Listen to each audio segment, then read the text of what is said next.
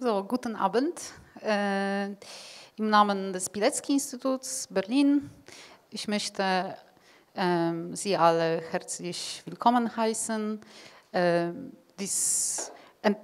Diese Veranstaltung hat zwei Teile. Der erste Teil ist auf Englisch, der zweite ist auf Deutsch. Und am Anfang möchten wir mit unserem Partner, ukrainische Diaspora Vice Kultur, ein bisschen über unser Programm erzählen, unsere Aktionen. Und ich möchte hier Eva Jakubowska einladen, eine der Leaders Vice, die diese Aktion mit Panzer kuratoriert hat. Und ja, ich gebe dir. Danke sehr.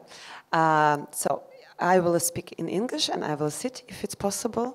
So today we came, how Hania said, yes, great.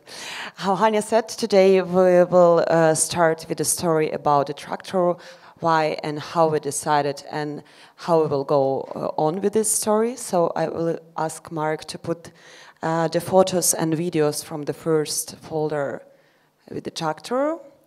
And yes, so when we speak about the totalitarian regime, we know that it's the sound, and soon we will see the picture.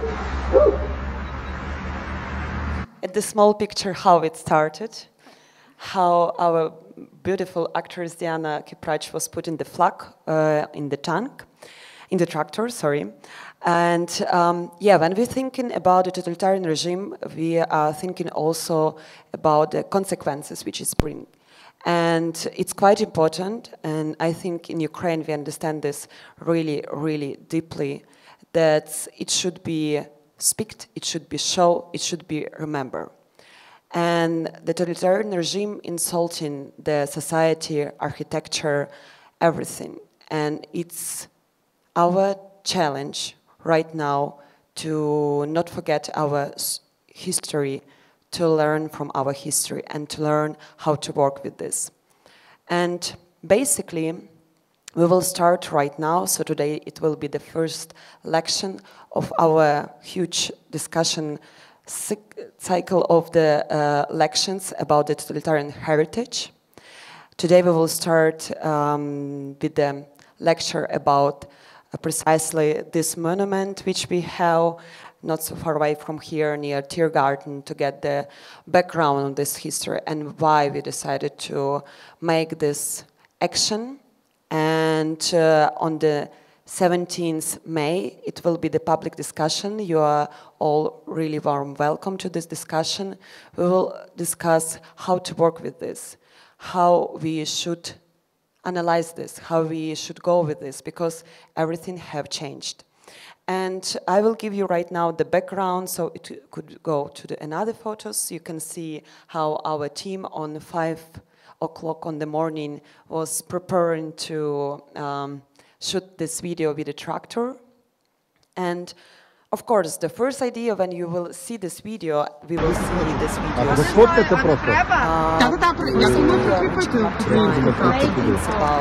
demands which the Ukrainian community and each organization all the time repeat in our actions that we need right now to defend the democratic values. Our history of all Europe, which was fighting for the same values in the last century, and still need to do this in this century. And how you know, in Ukraine we have a lot of consequences when the people with the tractor taking away the tanks. And we just want to repeat this and to put in attention that the tanks we need right now, not in 1 month, because each day costs the human lives. But when we're speaking about this, and when we're making this video, we are speaking also about the history. That in this monument, it's not just simple tanks by Soviet Union. It's the tanks which was produced by Kharkiv industry. And about this, we will have a small presentation by Kateryna Tarabukina. She prepared the beautiful presentation for this. And when we will speak about this video, so we came together to make the demonstration at 5 o'clock in the morning, how I said. And because it's the manifestation, it's the action, it's the demonstration, which on the end was in the video and online. It's kind of how the demonstration right now in 21st century become to be more online as offline. And we're really happy that we have this chance to show the whole world the history about the Soviet monument. That this history was kind of taken by one of the totalitarian regime. And it's because of that we are preparing this totalitarian heritage cycle of the elections.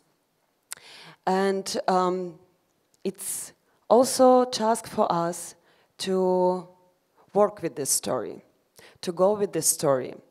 Because in Berlin we have right now 3 monuments who are more about the victory but not about the victims. And that's why the Vice prepared the actions on the 8th May, when the whole world come together to remember about the victims of the Second World War. And it's a really painful day. It's the day when we remember the people who will never be back to us, the people who was destroyed, the dreams was destroyed, the lives was destroyed. And we recognize that in Berlin it exists the NZ Zwangsarbeit camp and Sowjetstraße 18. And unfortunately, it's still without a Denkmal, so any sign that it was the victims there. It was the war camp, and we made our own like improvisation monument where we was putting the flower whole day to remember them. And it's important to work with this story, to go with this story, because when we let in the dictatorship to get from us this part of history, we also let in the dictatorship to take our future. And right now I will ask to open the video from the folder 9th May. And on the 9th May, we can see how could totalitarian regime take from us our history if we will let them, if we will not speak about the past and about the future. So basically, I think you all know this laws that on 9th May and 8th May also you cannot wear Ukrainian flag, Russian flag, and Soviet flags and St. Georgian ribbon and everything. But how you can see, the people was still wearing this, putting Z and V, which was also forgotten this day. And it just so this video will continue, and we will see it's just quite that I was passing by the Tear Garden monument, and I was with the ribbon, you see this color of the Ukrainian flag, and I was asked to take it down. But in the same moment, across the street, the people was wearing St. Georgian band. In the Treptovo Park, it was Russian flags. It was flags by Soviet Union. We again see in the Tear Garden that it was the flags. And I think you can agree with me that it's not official delegation. And on the end, we can also see the video how the drunk guy with the Russian flags was. And it's really important to see that they were in T-shirt with the flag of so-named DNR, LDNR, and I just remind you that the soldier and the Russian soldier and the financed soldier of the Russian Federation shot the plane at age 70. And in the day when we all remember of the victims, when we all remember how difficult it was to defeat the evil in the past century, the people who are defeating right now everything what we fighting in the last century for, they just taken it from us. And it's about this guy I was speaking who was drunk and was also saying incredible stuff that he will kill with this bottle the demonstrator because they too Ukrainian for him and everything. And it's also about the equal rights, and it's also about to remember, to understand that if we will put in Ukrainian and Russian flag, and, Soviet flags, and the flag of so-named DNR, LNR, it's about the victim blaming. Right now, the whole world putting the Ukrainian flags to show the solidarity, to show that we are all fighting for the democratic values of our society, of our world. But yesterday and before yesterday, it have been described in another way. And if we will go back to the history, it started not this year. And it started not just with the start of war, Russian-Ukrainian war in 2014. It started with the Georgia, with Moldova, with another countries. When we all put in together that the idea that this victory on the last century was just by a Russian soldier, we are starting to support what was happening, and we started to support that it's not Ukraine was not affected, Ukraine not a victim in this war, just the Russian soldier were the victim of the Second World War.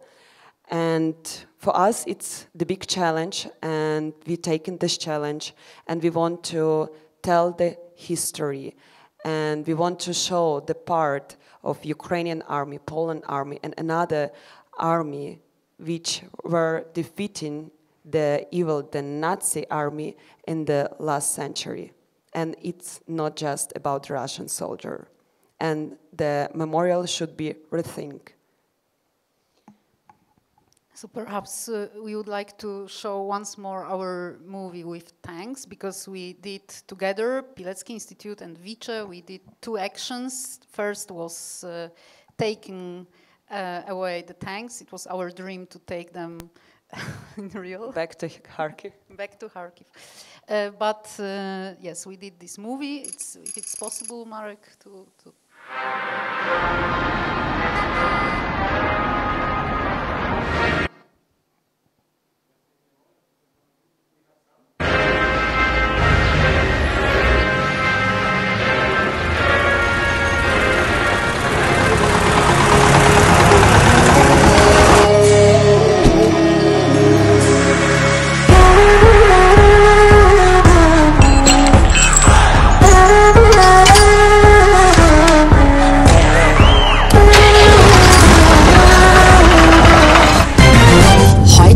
sind zwei Panzer, die vor sowjetischen Ehren mal im Tiergarten Berlin gestanden haben, verschwunden. Wo sie sind, wird jetzt von den städtlichen Behörden untersucht. Die sind echt weg. Krass. These tanks were constructed by Ukrainian Soviet military designer on the base of Kharkiv Tank Factory. Доброго вечора, ми з України.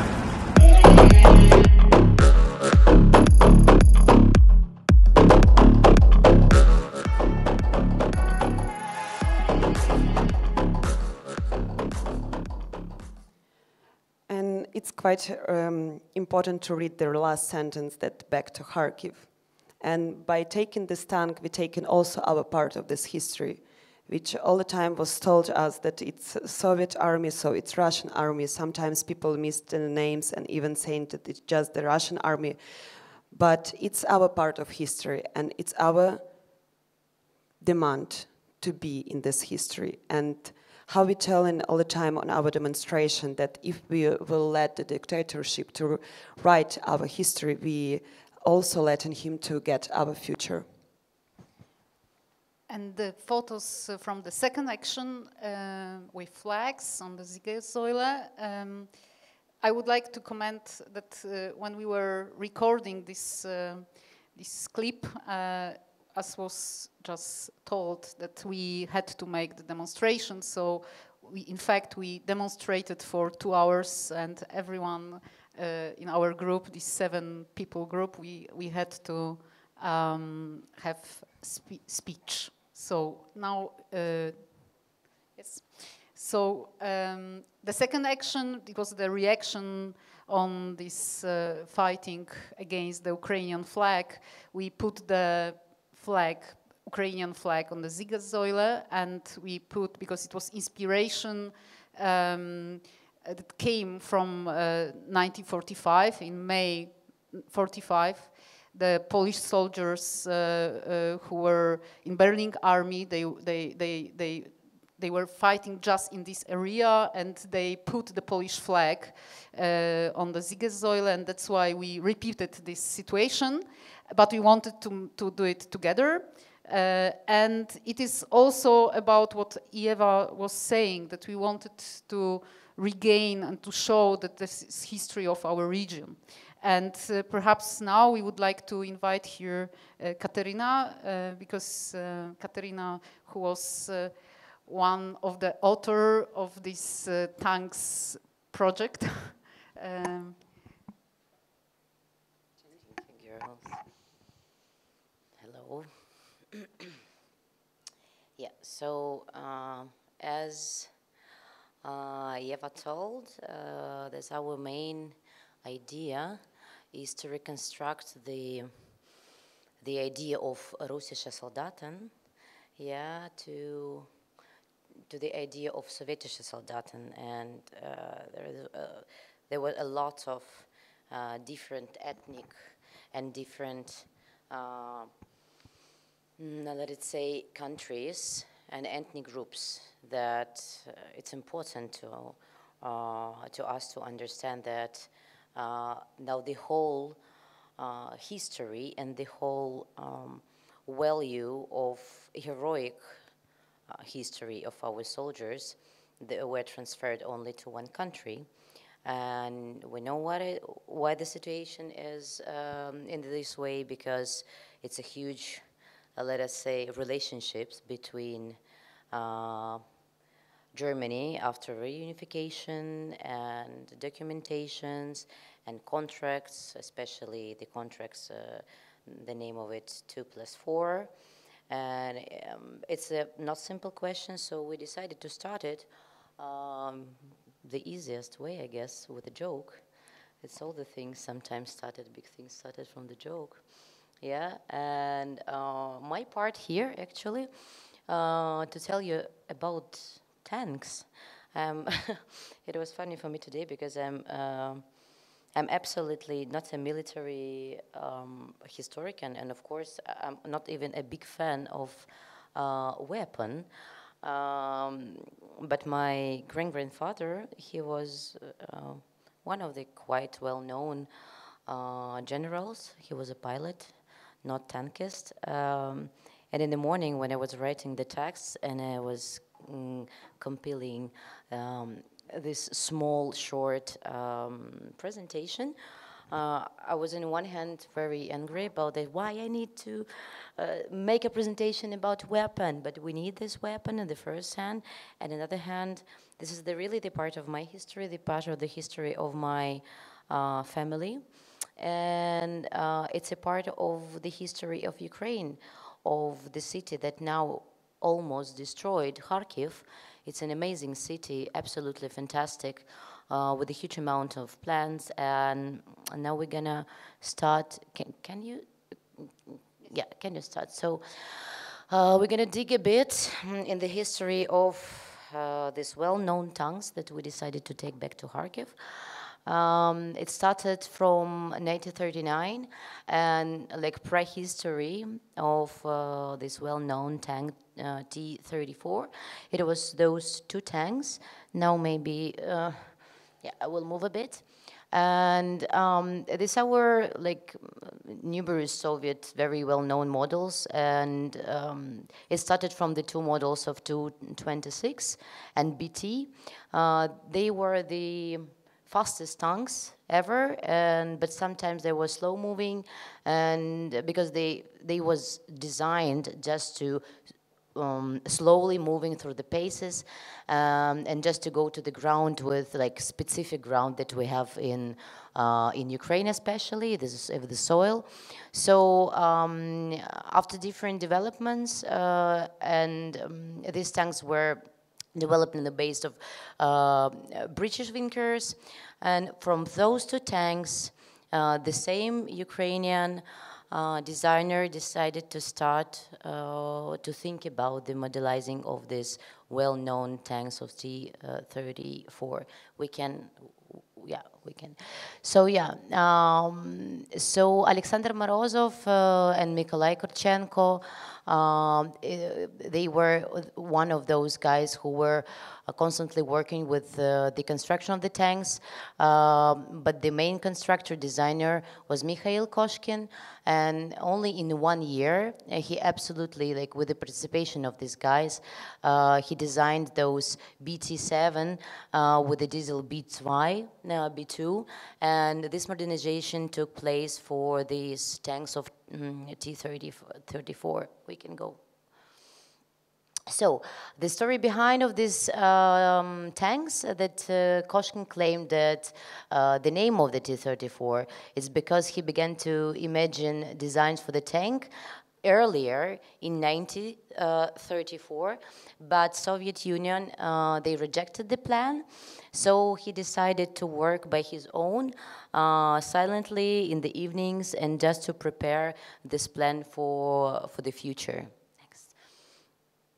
Mikhail Koshkin, he in 1937, he was assigned like a main engineer, main designer of the whole Kharkiv locomotive plant. They started to produce in a huge line of these tanks. Next. So this T-34 was like the mainstay of Soviet Red Army, and our forces throughout the war, this was the main well-known tank that were sent in also in Germany to conquer the Nazi Imperium, and the specification of this production was so massively that almost all the tanks that were included in the Second World War, so it was more than 90,000 of those tanks produced, and it was the most produced tank ever, even since now, I guess. But the same way, it was the most suffered tanks because we lost them as like the half of it. So we can go next. So this model made a the hugest impact in the outcome of the war and further development of the global tanks. And tanks to aggregate their fighting equalities in T-34 has been recognized by many experts and military experts, one of the best tanks in World War II, second. And this tanks is the most famous and one of the most recognizable symbols of the Second World War. Until now, they're mostly represented in all the military museums ever throughout ex-Soviet Union.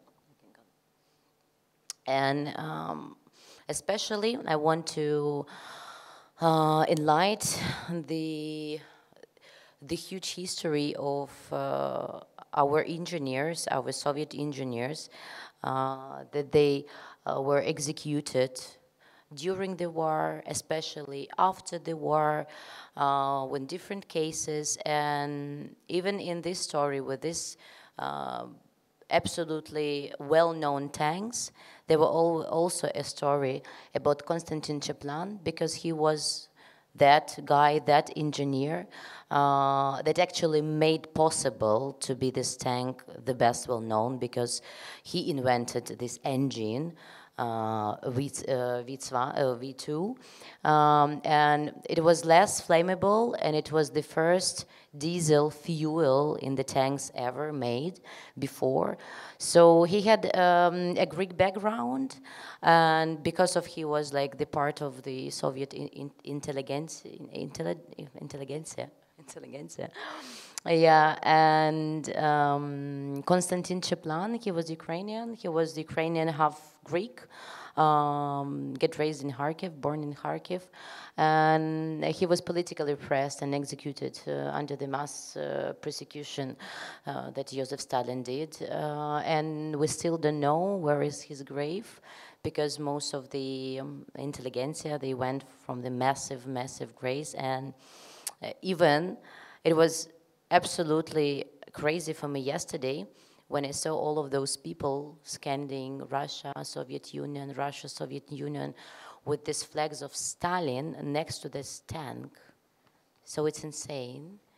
And people that absolutely rephrase the history with these blind spots. And this is very important to us, to each of us, in Ukrainians or Soviets, ex-Soviets, or to learn it right, because you can't stand and scanding when, in the other hand, this regime made suffering for enormous amount of people, especially after Second World War. Thank you for this short presentation. Thank you very much. And if you need some more information, I have to give you something. Yeah, because I have more about this monument, so, or I can share this small presentation with you. Thank you very much. Thank you very much, Kateryna. Kateryna Tarabukina. She's also one of the leaders of Vice, and she's also in culture department of Vice. And I would like to add something from our Polish side, which is very important to mention right now, because we discussed with Vice that we have, in fact, two claims which we have discussed. Of course, actual situation and taking back the tanks to Kharkiv. It's of course about the war and need of weapon. But it's still the discussion about, first, that in Berlin there is no monument that is really dedicated to all allies, in this meaning that, of course, conquering Berlin and destroying Nazi Germany was thanks to United States, Great Britain, and all allied soldiers and many nations, French, Poles, and Red Army was just told many times and mentioned many times. There were Ukrainians, Belarusians, and many other nations, and it's very important to say that we need to perhaps rethink these memory spaces that there are so many monuments dedicated to Red Army, to Russia, and no monument about this victory over the Third Reich. And the second thing, it's like what we can see on these photos, the dates, and it's on this Treptower monument, and this, yes, that we see here, and on the next photo, can you show, Marek? And it's Tiergarten. We see all the time these dates, 1941, 1945. We would like to, I mean, it's clear, but the war started in 1939, and this devil ally, Hitler-Stalin pact, and this being together, and what did it mean to Poland, and what did it mean the Soviet terror before the war? Because I want to remind three stories. First is Holodomor, Great Famine. It was between 3 million to 5 million of Ukrainians killed by Stalin in 31-32. Then we have, as example, Kuropaty, where were killed almost 200,000 Belarusians, Poles, but first of all Belarusians, and we are saying about night of executed poets. It's like in the one night there were all elites of Belarusian artists were killed, 127, and the third, it's this occupation by Soviets, 39, 41. We are talking about 1 million people who were persecuted, sent to Siberia. Almost probably 100, 200,000 people were killed during these persecutions, and it's the horrible terror. And I would like to so we are saying about these dates in this context of the second claim that we are saying about these two totalitarian systems, and it's like the memory spaces here in Berlin, they don't explain this horrible experience of our region, of nations of our region, that we have experience of German Nazi and Soviet Union, and it means what Timothy Snyder very good explained in Bloodlands, this experience that here in our nations they were killed and persecuted in, you know, it's like millions of people, and we really need to remember about it. And I would like to end with this very beautiful quotation from Tim Snyder. There was an interview with him in 2011, and he answered on this very difficult question, especially in Germany, about if it's the competition of victims. Of course not. And he's saying, in my view, the most fundamental affinity between the two regimes, Stalin's and Hitler's, is geographical, not ideological. Bearing in mind that the Nazis and the Stalinists killed most often in the same part of the world, between Berlin and Moscow, and that at different times they were rivals, allies, or enemies, we have to consider the possibility that part of the annihilation and destruction perpetrated in these areas was their shared responsibility. And it's the open question and this claim with which we would like to start our series of meetings and debates. And now we would like to start with the first Vortrag lecture. And I will just interrupt. So you also can ask some question during this event. So if you have the question, you can raise your hand up, and we will give you the microphone and the opportunity to ask.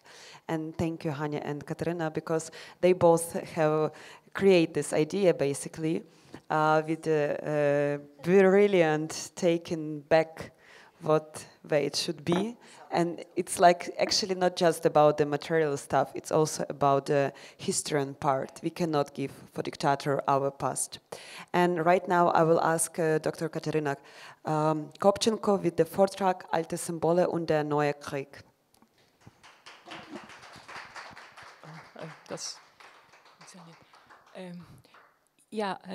Guten Abend. Ich werde dann auf Deutsch sprechen, aber falls es Fragen gibt oder später Diskussionen, dann können wir auch natürlich auf Englisch es weitermachen und weiterführen. Mein Vortrag ist ja eigentlich eine Ergänzung, Weitererzählung von dem Thema, das angefangen wurde, und die kreativer jüngerer Ukrainer aus Wice, die haben mich gebeten, auch ein Schwerpunkt meines Vortrages auch das Thema von den sowjetischen Panzer auch in Berlin nicht nur sozusagen zu setzen. Deswegen, ja, wir werden über Panzer als Kriegssymbol sprechen und die Beispiele, wie man jetzt mit diesen Kriegssymbolen umgehen könnte, sollte vielleicht, und ja, eigentlich welche Beispiele dafür es schon gibt. Und das ist die Zeit jetzt, genau jetzt die Zeit, daran neu anzudenken. Das nächste Bild, bitte. Next one, please. Ja, also das sind die Bilder, die haben es schon gesehen, außer der gestrigen Aktion mit dem Panzer und dem Traktor. Es fand auch noch einer statt, wenn also dieser Panzer hier in der Nähe von uns ja auch mit der ukrainischen Fahne bedeckt wurden. Das ist auch eine kreative Aktion, ein Versuch, das neu zu denken, und überhaupt eigentlich die Diskussionen, wie man mit den sowjetischen Kulturerbe-Denkmälern umgeht, ist gar nicht neu, aber jetzt der heutige Krieg Russlands gegen die Ukraine, das wird für längere Zeit eigentlich gibt eine neue Perspektive, neue Optik, mit der man auch den Zweiten Weltkrieg betrachtet wird, und zwar ziemlich lange, muss man sagen. Und Zuerst möchte ich auch ein paar Worte dazu sagen, was die Bedeutung von der Denkmäler und Kriegsdenkmäler insbesondere ist. Das ist sehr wichtig, weil am Beispiel der letzten Jahre überall in der Welt sehen wir sogenannte Kriegskämpfer, wenn man die Denkmäler, also Denkmäler stürzen, also Denkmalmälerkämpfer, das ist natürlich nicht die Denkmäler, die gegeneinander kämpfen, sondern die Menschen, die Denkmäler stürzen, mit den anderen ersetzen oder gar nicht. Das fand in mehreren Ländern statt, mit unterschiedlichen Gründen. Bei uns in der Ukraine besonders aktiv seit der Maidan, so Euromaidan, Revolution der Würde. Und danach folgende Dekommunisierung, wenn sehr viele, besonders Lenin-Denkmäler, sowjetische Denkmäler, einfach abgebaut wurden. Und warum ist es ja auch wichtig? Weil ein Denkmal ist nur ein Symbol, ein Marker von einem Kulturraum, wie so mentalen und auch Kulturgrenzen werden damit auch markiert, abgesetzt. Ne? Also da sieht man auch an einfachen Beispielen in der jetzt temporär besetzten Gebiete der Ukraine und Städte im Süden der Ukraine. Die russischen Okkupanten, die basteln wieder Lenin-Denkmäler zusammen, stellen sie wieder in der Hauptplätze, die benennen die ukrainische neu gegebenen Namen oder nicht neue, so historische Namen und bringen wieder die sowjetische. Das ist ein wichtiger Teil diesen hybriden Krieg, ideologischen Krieg, also auch Russlands gegen die Ukraine und umgekehrt ein Versuch der Ukraine, sich von der sowjetischen Erbe zu befreien.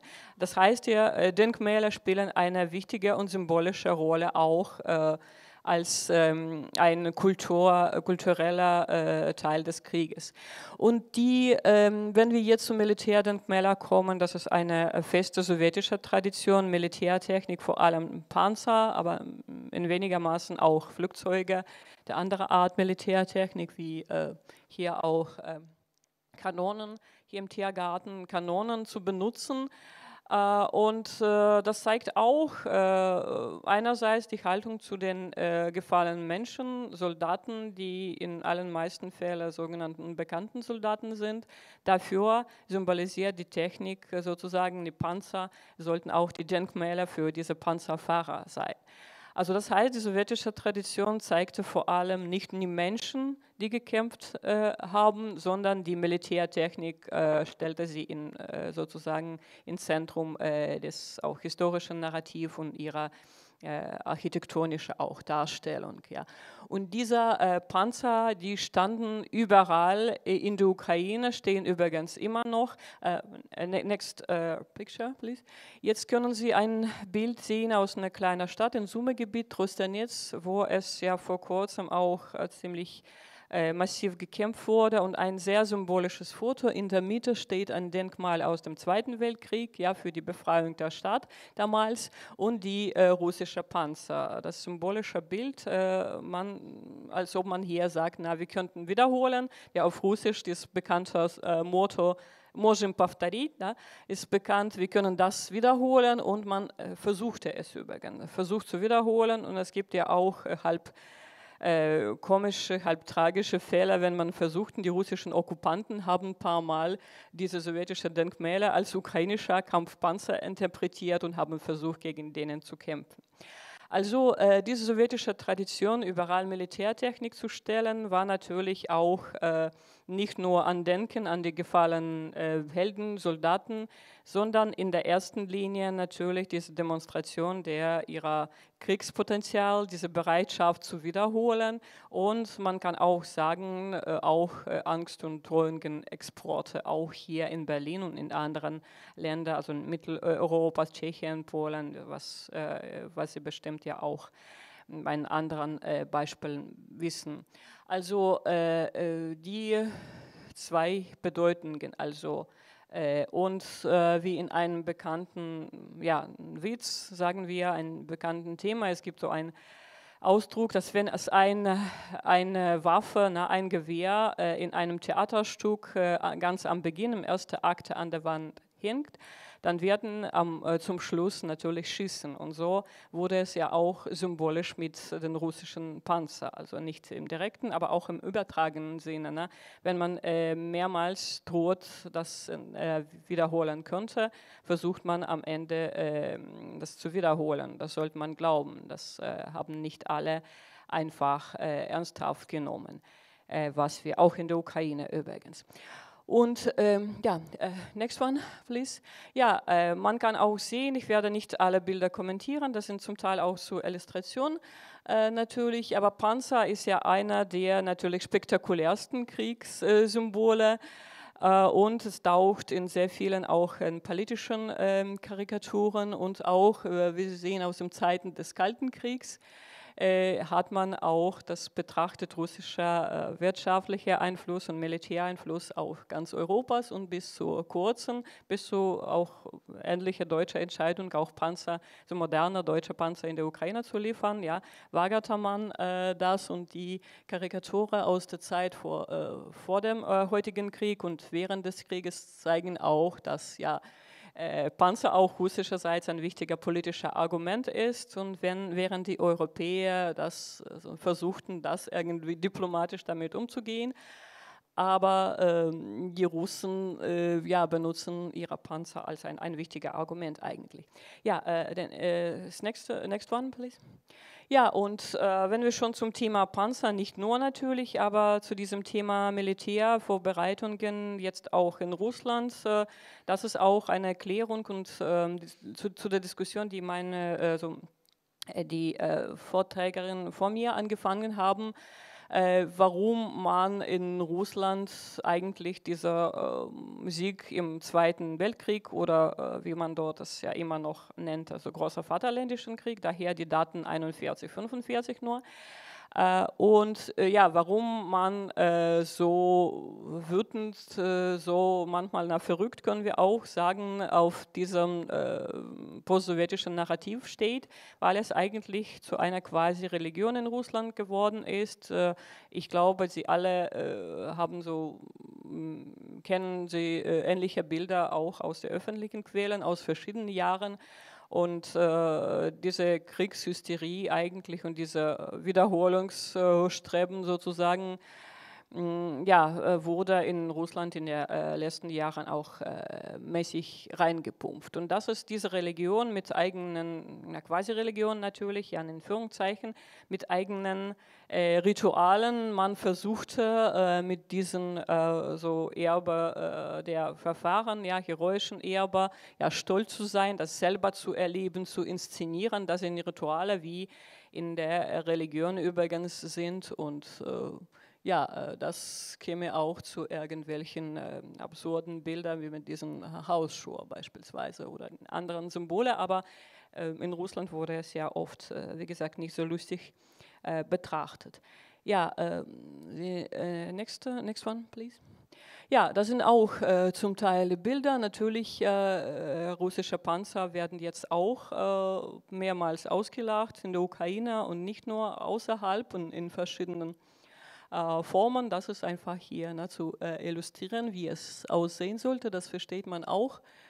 So Panzer, aber das ist eine der Möglichkeiten, diesen schrecklichen Drohungsangst-Narrativ, militärischer Narrativ Russlands zu dekonstruieren. An der Wege, das auszulachen, sich darüber lustig zu machen und dann verliert man schon Angst dadurch, durch diese sarkastische Betrachtungen. Übrigens die Motive auch aus dem Leben, wenn die Ukrainer so ein paar Mal die russischen Panzer, die man nicht mehr fahren konnten oder auch schon, so immer noch, die haben mit ganz einfachen Traktoren einfach geklaut. Und das heißt, die irgendwie friedliche landwirtschaftliche Technik gegen diese Militärtechnik und die siegt ja auch am Ende und das ist auch ein wichtiger Symbol im heutigen Krieg, auch ein kulturelles Symbol. Next one, please. So, und nicht nur natürlich um die Panzer geht es heutzutage, sondern über die anderen Kriegssymbole. Und man kann sagen, dass dieser russische Krieg, damit habe ich angefangen, hat sehr viele heroische oder quasi heroische, diese offizielle russische Narrative in Frage gestellt. Wenn man sie wagerte, daher über die Kriegsverbrechen der Roten Armee zu sprechen, weil es war eine Siegesarmee, die Europa von Faschismus befreit hat, mit natürlich Westalliierten, aber nicht nur. Jetzt der heutige Krieg und die Kriegsverbrechen der russischen Armee, das wird auch zu einem Filter, zu einer Optik, die auch die dunkle Seiten dieser Kriegsgeschichte der Roten Armee unterstreicht und äußert. Und dadurch werden auch in diesem symbolischen Bereich, Denkmälerbereich, auch diese Desakralisierung, Dekonstruktion von diesen ehemaligen quasi religiösen Symbole und Denkmäler. Ne? Also die russischen Soldaten werden als Plünderer dann dargestellt, jetzt die gleiche Denkmäler, also und nicht mehr als irgendwelcher Sieger, sondern als irgendwie richtig als Kriegsverbrecher. Und auch, wie gesagt, ich habe schon einen Weg genannt, ja, man kann diese Denkmäler, Kriegsdenkmäler desakralisieren, auslachen, darüber so sarkastisch kritisch zu werden, und eine sozusagen ja auch brutaler Form davon ist ja natürlich auch Vandalismus. Das haben das Treptower Park-Denkmal hat auch vor kurzem erlebt, seitens anscheinend der Ukraine, klar, und da stehen die Beschriften auch da. Also das ist natürlich auch ein Teil des Krieges. Ne? Man versucht auch diese Frustration und diese Wut und so weiter auch gegen den sowjetischen Denkmäler zu äußern. Ob es ja immer gut ist, ja natürlich eine Frage, ganz klar, aber auf jeden Fall ist es ja in der heutigen Situation leider fast unvermeidlich. Ja, dann the next one, please. Ja, aber ich möchte jetzt auch noch ein Thema, nicht nur so ein Thema weiterentwickeln, äußern, nicht nur um Berlin geht es, wenn wir um die Panzerdenkmäler sprechen, sondern in der Ukraine, also in Kiew, in der Hauptstadt, steht auch ein Panzerdenkmal, und seiner Evolution sozusagen, Weiterentwicklung, eine Aufarbeitung kann man auch zum Teil sagen, ne? Seit dem Baujahr, also dieses Denkmal wurde gar nicht nach dem Zweiten Weltkrieg gebaut, sondern zum 25. Jahrestag der Befreiung der Stadt Kiew. Bekanntlich wurde von der Nazi-Kiew am 6. November 1943 befreit. Und 25 Jahre danach, während dieser später Khrushchev- und Brezhnev-Zeit, die sowjetische Mythos vom großen Vaterländischen Krieges mit diesen ganzen, wie gesagt, sowjetischen noch Ritualen wurden dann auch aufgebaut, und so sah zuerst, Sie sehen es links auf dem Bild, so sah dieser Panzer zuerst. Drauf stand es für unsere sowjetische Heimat. Ne? Danach, später in der unabhängigen Ukraine schon, wurden diese Worte dann da gelöscht, die wurden neu gestrichen, der Panzer, und ohne sozusagen die Erwähnung diese sowjetische Heimat, ganz klar. Aber dahinter gab es eine Allee, und die sogenannte sowjetische Heldenstädte wurden auch namentlich alle genannt.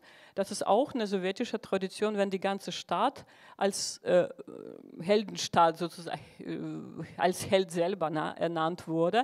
Nicht nur Stadt der Helden, sondern einfach so dieser sowjetische Aufzeichen, also goldener Stern, wurde die ganze Stadt sozusagen damit ja auch aufgezeichnet.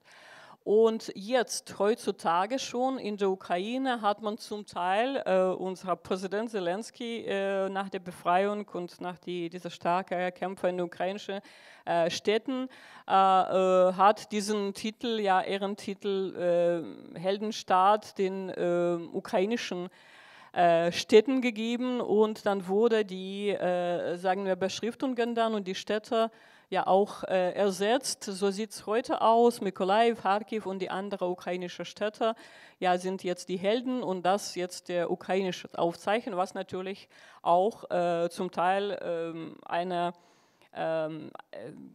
geeignete sowjetische Erbe ist, ja, so ein bisschen bearbeitete, aber immer noch ist Fortsetzung der sowjetischen Tradition. Jedenfalls steht dieser Panzer da und das ist noch ein Weg, eine Möglichkeit, diese sowjetische Erbe damit umzugehen, nicht ganz zu ruinieren, nicht zu wegzubringen beispielsweise, aber sozusagen zu ukrainisieren, ja, erklären, wie die Vorträgerin von mir gesagt hat, ja, das ist auch unser Panzer in der Ukraine produziert, wir kämpfen jetzt auch kräftig gegen Russland und dadurch geben wir den neuen Sinn dem ganzen Denkmal und jetzt die ukrainischen Städte werden die Helden. So werden da sozusagen dieser alte Sinn von diesen Denkmälern wird so ein bisschen ausgepresst, und versetzt mit dem neuen Sinn auch.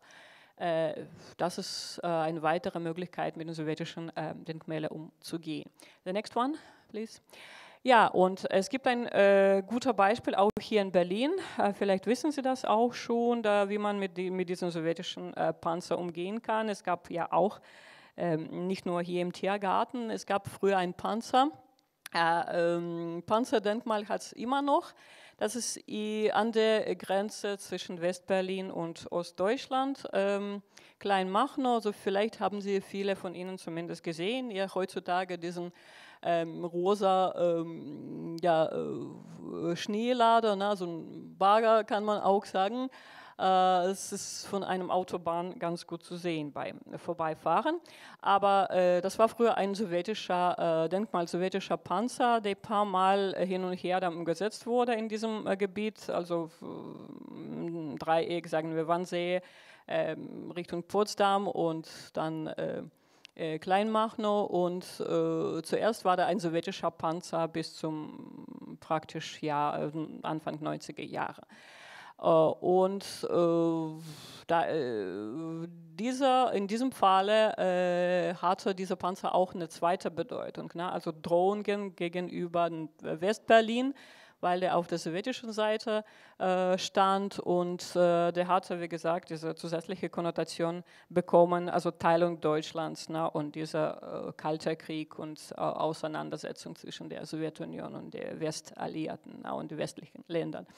Und deswegen, der Sockel stand so unter Denkmalschutz, man durfte aber trotzdem diesen Panzer abbauen und das ist eine sozusagen neue künstlerische Lösung für diesen Sockel, auch ganz friedlicher und symbolischer, dass man nicht mehr kämpfen möchte, sondern irgendwie anders gedacht, künstlerisch. Das kann man ja auch besuchen. Da gibt es ja auch übrigens eine Ausstellung, eine Information darüber, wie sich die Geschichte von diesem Denkmal entwickelte.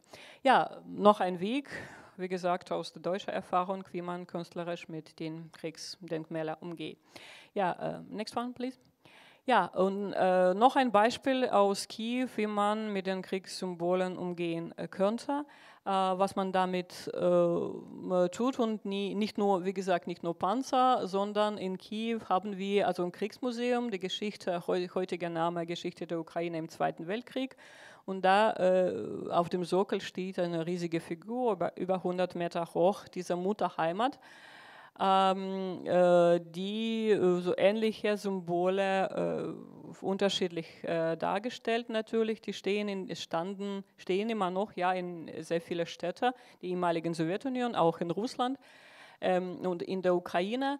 Und es gab auch eine lange Diskussion, was damit zu tun. Sollte man das Denkmal abbauen oder vielleicht sollte man, das ist immer noch die Wappen von der ukrainischen Sowjetrepublik, weil es technisch super schwierig, das zu wechseln, beispielsweise für die heutigen ukrainischen Symbole. Ob man die Symbole wechselt, ist es ja nicht nur sozusagen Anpassung der sowjetischen Denkmäler. Jedenfalls hat man auch symbolisch versucht, diese Denkmal zu ukrainisieren, zu enteignen, aus der sowjetischen Tradition in die ukrainische rüberzubringen und dadurch wurde sie auch mit diesem Mohrenkranz, also Blumenkranz, wie ein ukrainisches Mädchen dekoriert mal und das öfter, in diesem Jahr übrigens auch, wurde sie auch mit den Farben der ukrainischen Fahnen auch beleuchtet, am 8. Mai Und ja, natürlich auch hier bleibt man nicht ohne, das sarkastische Betrachtung und so ein Kampf und ein Dialog zwischen den Mutterheimat aus Wolgograd, Stalingrad damals, ne, und diese aus Kiew, ne, die Ukraine jetzt symbolisiert. Und dieser Dialog ist ja, die russische Frau sagt, ein Spur zurück bitte, nochmal, ja, die russische Frau sagt einfach, den russischen Soldaten sollte man denken, sie schickt ihre Söhne in die Ukraine und sagt, ja, bringt mir Spitzenunterhöschen. Ne? Also das ist Verbindung mit diesen Plünderungen und seitens der russischen Soldaten, die auch Unterwäsche mitnehmen. Ne? Und die Ukrainerin antwortet, was für eine blöde, ne? Also blöde Frau eben. So ein Dialog, auch ein Versuch sozusagen durch diesen Kritik und Humor und so weiter, das zu instrumentalisieren und ja, darzustellen. Ja, next one, please. Ja, das sind die Beispiele aus Kiew, das heutige Kiew, 2000er Jahre bis heute.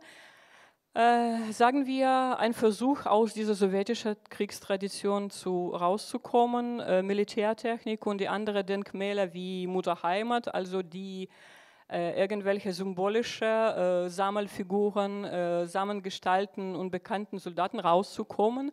Und die neue Tendenz ist es und war bei uns auch in den letzten Jahrzehnten, einen Krieg mit dem menschlichen Gesicht durch die ganz genau lebendigen Menschen darzustellen, durch die Figuren, die irgendwie ganz nah an anderen Menschen stehen, die berührenden Geschichten, wie zum Beispiel diese Liebesgeschichte einer ehemaligen Zwangsarbeiterin und einer italienischen Kriegsgefangenen in Deutschland, die wurden getrennt, die mussten zurück, der durfte nicht mit und sie konnte auch, also durfte nicht mit ihm bleiben in Deutschland oder nicht nach Italien konnten. Und erst nach mehreren Jahren, in den 90er Jahren oder 2000, weiß ich nicht mehr, also konnten sie sich treffen als die alten Menschen schon.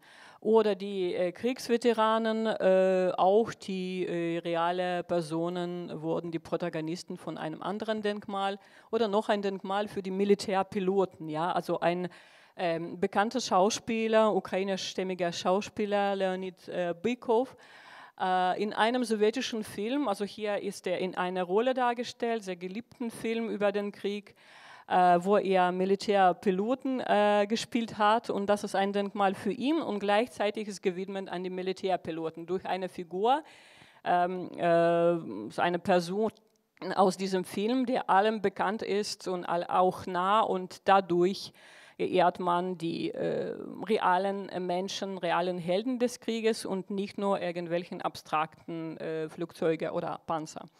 Ja, und next one, please. So, und dazu komme ich zur Schlussfolgerung und ich habe versucht, ja, einige Modelle, einige Möglichkeiten zu schildern, zu äußern, wie man mit dieser Kriegsdenkmäler umgehen könnte. Jetzt in Berlin beispielsweise und in Deutschland, es geht um ehemaligen Ostdeutschland natürlich vor allem, gibt es ja sehr viele Kriegsdenkmäler. Die meisten davon sind aber auch gleichzeitig die Gräber der sowjetischen Soldaten. Es stehen ihre Namen auch da an den Ehrenmäler, wie auch im Tiergarten beispielsweise. Das heißt, ja, natürlich sind das ja auch Kriegsdenkmäler, aber die Frage ist, wie und wie weit sollte man ihre Gestaltung ändern, ob es Militärtechnik dazu passt, also diese Panzer oder nicht. Ja, es gab schon, wie Sie vielleicht wissen, einen Versuch, das auf dem Berliner Niveau zu diskutieren über Tiergarten, ob die Panzer da stehen sollten, Panzer und die Kanonen, die da es gibt. Aber Berliner Senat hat bis jetzt abgesagt, dass sie weggeschieben werden sollte. Es ging ja, ich wiederhole, ging es ja nicht um Denkmal selber, Ehrenmal natürlich, sondern um diese Militärteile davon, diese Drohungsteile, diese sowjetische Angst- und Drohungsexporte. Aber bis jetzt hat man das nicht gelöst, diese Frage. Also einer der fragen, wie man damit umgeht. Ne? Man kann das ja natürlich einfach wegbringen, einfach ruinieren, vernichten diese Denkmäler. Es kann auch sein, wenn man das nur in ein Museum bringt, dann gibt es eine Gefahr, wie gesagt, wie mit Lenin-Denkmälern in der okkupierten ukrainischen Gebiete jetzt, dass die Okkupanten kommen und die versuchen ja wiederzustellen. Ne? Das heißt ja auch, die Museen reden nicht darüber, dass man diese Narrative zurückbringen versuchte, aber trotzdem ist es eine Möglichkeit, die Denkmäler oder ihre Teile in die Museen zu bringen, da aufzubewahren und da die Geschichte weiter zu erzählen. Und es gibt ja natürlich die Möglichkeiten, das künstlerisch, wie gesagt, darzustellen, aufzuarbeiten. Manchmal geht es dazu, wenn man nicht rechtzeitig macht, sozusagen zivilisiert abbaut und in die Museen bringt, dann kommt es, und Ukraine ist ein Beispiel dafür, kommt es oft dazu, dass während der Revolution oder Protestbewegungen oder auch des Krieges wird man dann schon auf diese brutale und vandalistische Weise mit diesen Denkmälern umgehen. Also wie gesagt, Denkmäler, Ehrenmäler, die sind ja auch ein Teil von hybriden Krieg auf dem historischen Niveau, und das wird leider noch einige Zeit dauern. Aber wir sollten dann trotzdem, heutzutage ist es Zeit, auch die neuen Ehrenformen zu finden, die man nicht als eine Waffe in irgendwelchen möglichen Konflikt benutzen dürfte und könnte. Vielen Dank für Ihre Aufmerksamkeit.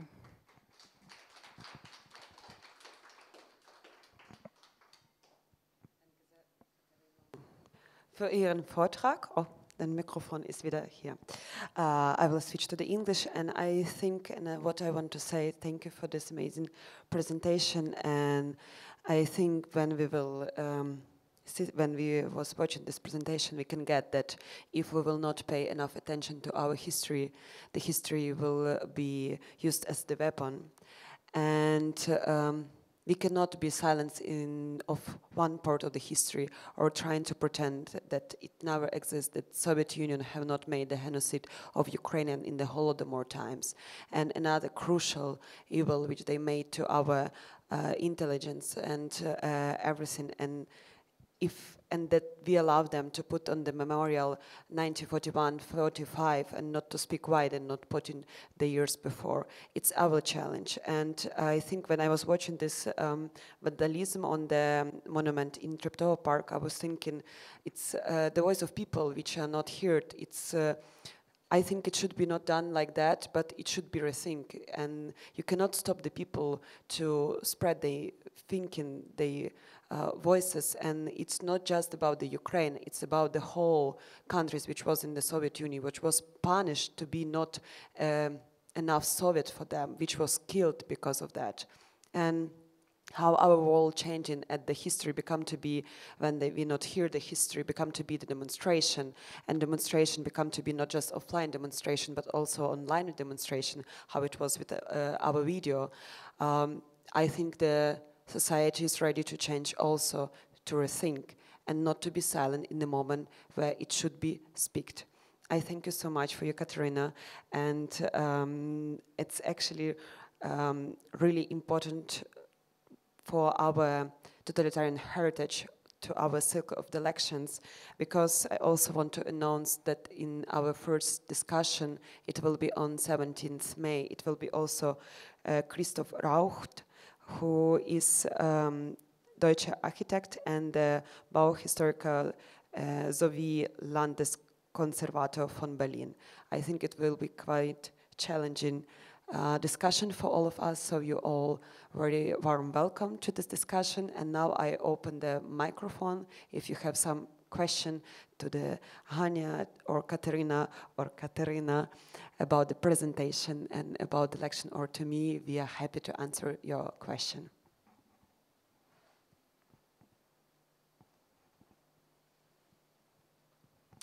So first of all, thank you for the great presentation.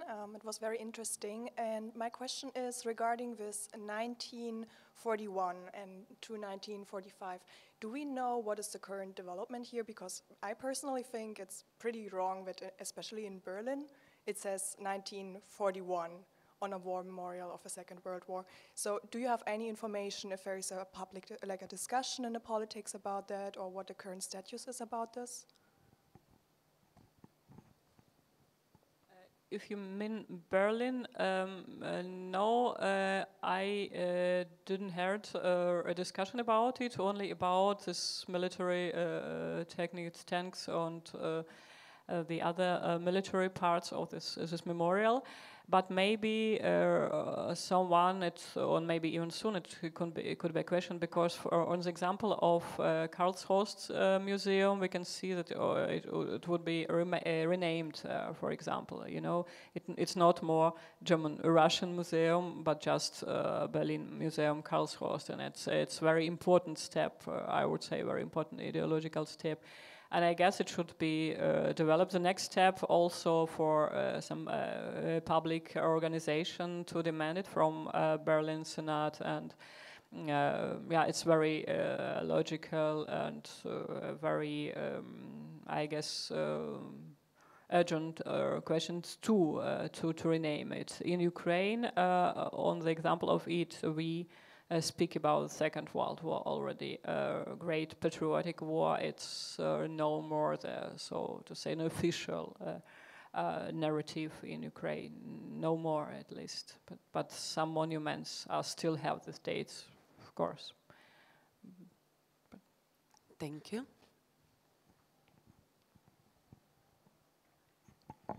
Benjamin Konrad, Institute for History, Humboldt University. I was very impressed by the video, and I distributed it to many people. Lisa showed me it on Ukrainian Lighthouse on Sunday, and it was also in discussion yesterday at Bundeswehr University in Hamburg, where I've been for a speech. So it is a very important topic, but first of all, it's good that the museum was finally renamed on Saturday, I think, really good. But maybe one should not, as you wished, change the monuments, because you will always have opponents that will say, no, please let it like it is. But maybe we could talk about a little bit more like the Polish Society did, about erecting new monuments to these missing parts of history, to those people from the Baltics, from Ukraine that suffered from Soviet Union, and to Poland that suffered already in 1939. So these missing parts of the history can maybe not, let's say, erected by just change the actual monuments, because we always will have opponents, but to talk about new monuments, about those parts of the story that are missing. And maybe Vice can also make some contributions to that. That would be maybe an idea to solve the problem, because it's really needed. Yes, I can agree with you. It's other alternative possible way not to destroy the old monuments, but to create new, and yes, why not actually? But it doesn't exclude the question itself that the old monuments can be a bit changed or reconstructed, or if it's not possible in some way, or has no sense, the old monuments could be provided with new information. And this information, for example, to Treptower Monument, me personally, I don't know what is possible to change there, because it's very so complex in itself. You know, it's very Stalinistic monument, of course. And first of all, if you're there, you have their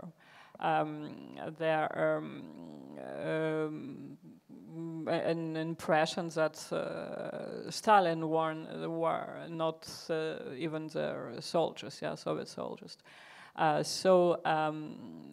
I had personally also an ideological deconstruction of this monument. I, for a long time, actually called it that the Soviet soldiers with a child, or of a German woman who had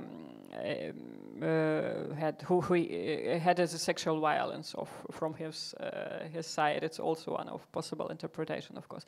But that monument, if it can stay, should be provided with very new information, with the whole history, what is meaning. Introduction is this Stalinist, so historical culture and historical memory and so on. And only with such preparation or interpretation, with visitors will come there.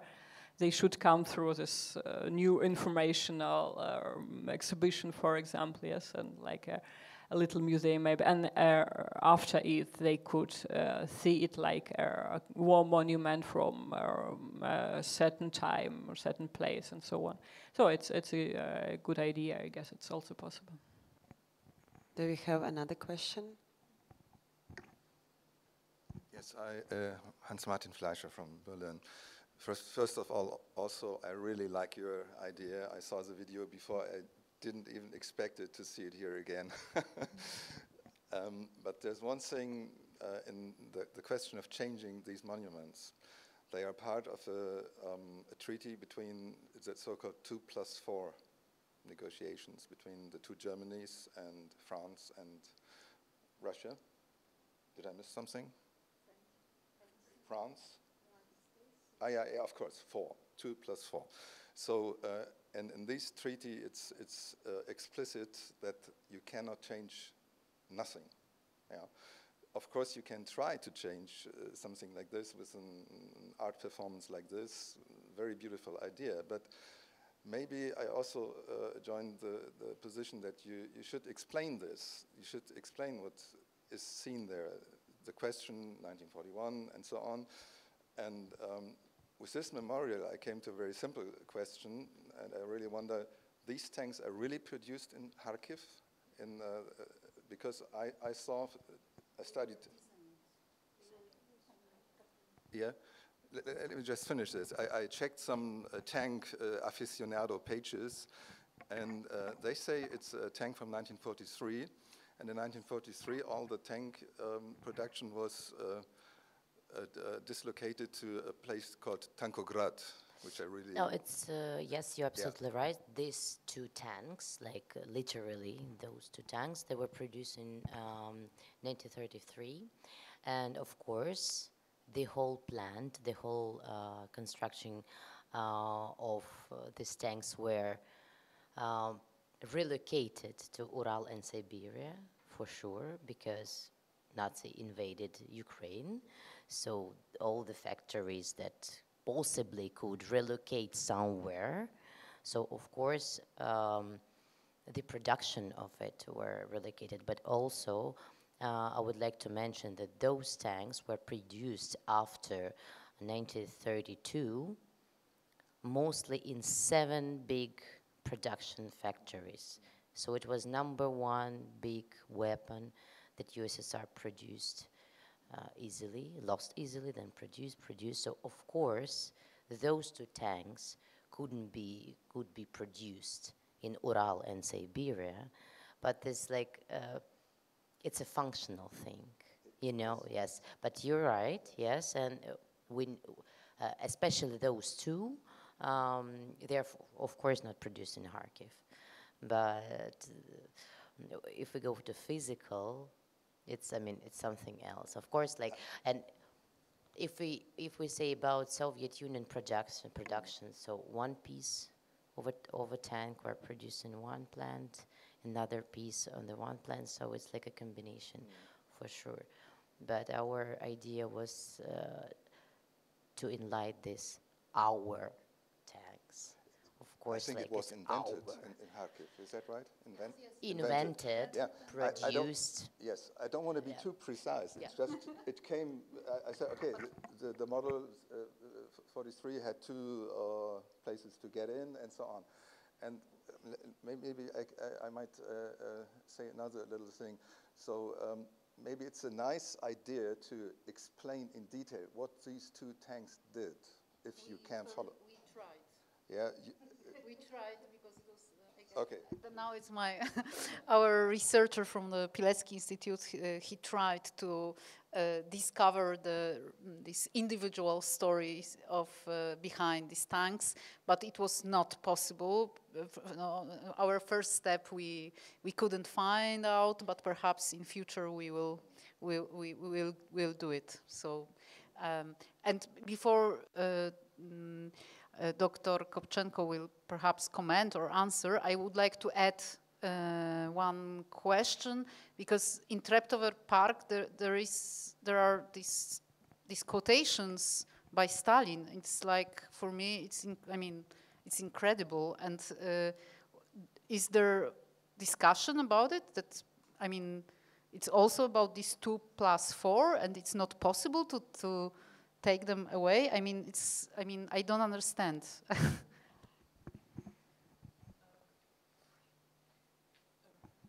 Thank you. Yes, I know this all agreements. There are some legal negotiations and agreements that regulate the status of the monuments, but as we all know, all the agreements can be changed, especially if they are broken in some case by some participants of them. It's all can be discussed, but actually, yes, it's a question if it's really the case. One where in how and what for they should be changed. I guess they are.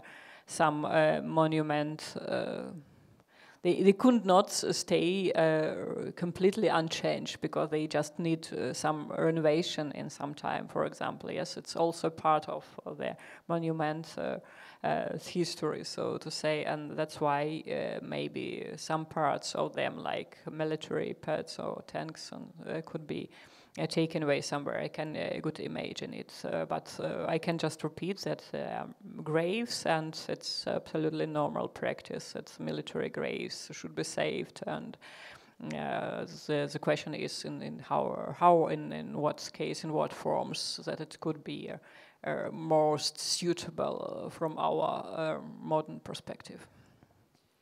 So I will and I will announce the finishing of our this Q&A, but you can ask it privately. And just want to add from me that the totalitarian regime really often absorb everything, destroy diversity, and I think it's quite important to remember about this. And I invite you all to the 17th discussion. I think it will be quite interesting, and we are looking forward to your questions. It will be here at 18:30. We're making this together, so basically with the Pilecki-Institut and together with the Vice Culture and Vice.